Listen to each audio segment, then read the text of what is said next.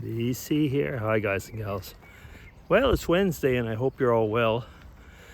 So I'm walking home from work and you can tell it's warmer or a lot hotter than usual because actually there was no kids out in that playground over there. When I'm vlogging on my way home from work, I usually start after the playground like I have actually now, for the very simple reason is that I just don't feel really at ease to film kids in the playground. But yeah, now they aren't there, so that's no problem. So what are we going to chat about today? Let me see.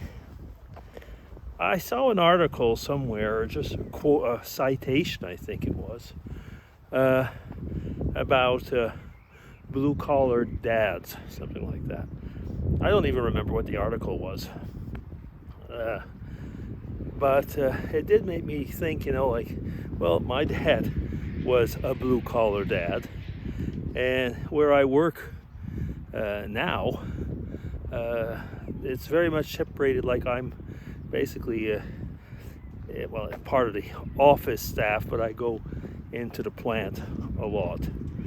And having worked for years as the chief scientific officer, so I was having a lot to do with labs and so on, and worked in a big pharmaceutical company and so on. So why I'm bringing all that up is that in a former life,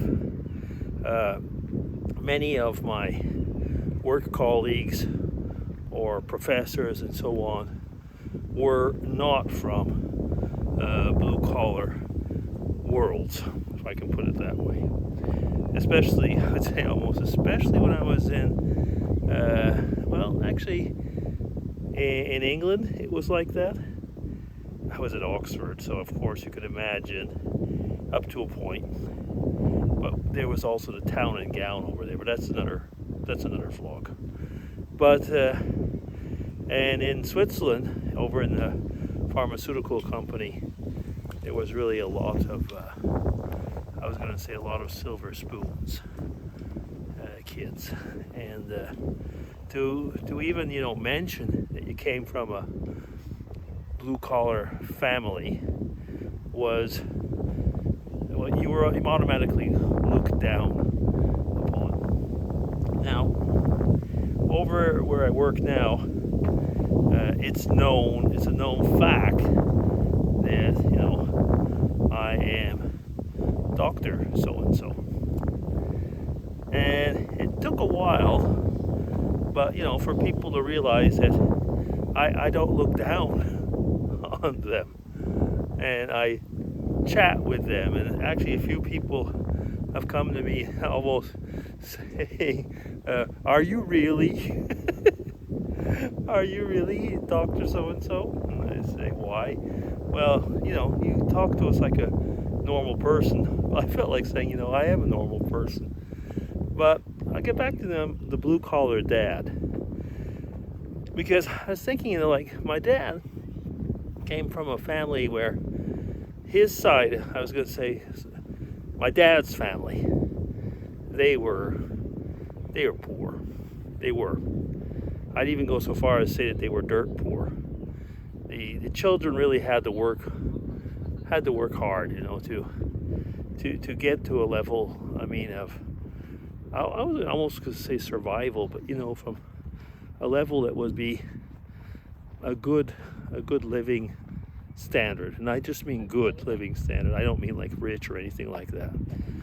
My granddad, like many people probably in French-speaking Quebec at the time, so in the 1920s and 30s, 1920s and 1930s, would have to go off working elsewhere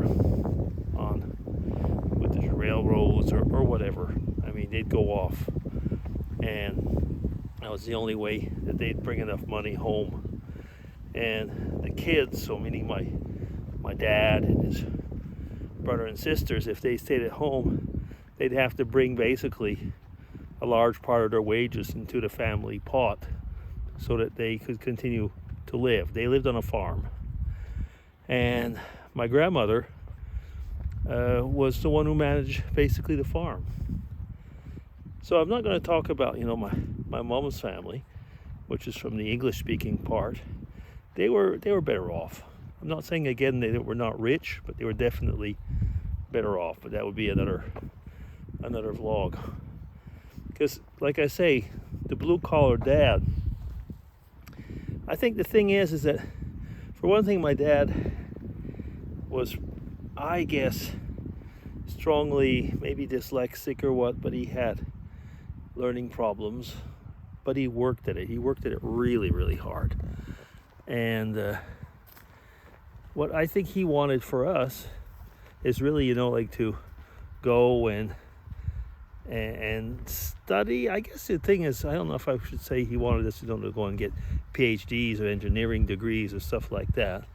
But he did want us, to go and, I would say, have a trade at least. But the fact is with my dad is that he always really, really wanted to show, very often through the things that he did for us, that, that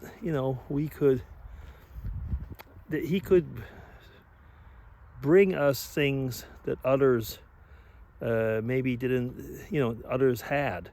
I'll give you an example. I mean, like he built, I've talked about it before, but he built a swimming pool basically by hand. He did all the landscaping himself, and so on. And he did that so that, that when vacation time came, that since we were not going anywhere, we'd stay around home, that we would have a really nice, decent, well, it was more than decent. Man, it was like the pool of the village. I mean, people, I've heard it from other people, they were saying, wow, you guys really had like the best swimming pool in town. But it was built by my dad. He had bought a used grain silo and had the wood cut to the right dimensions. Like I say, he did the landscaping.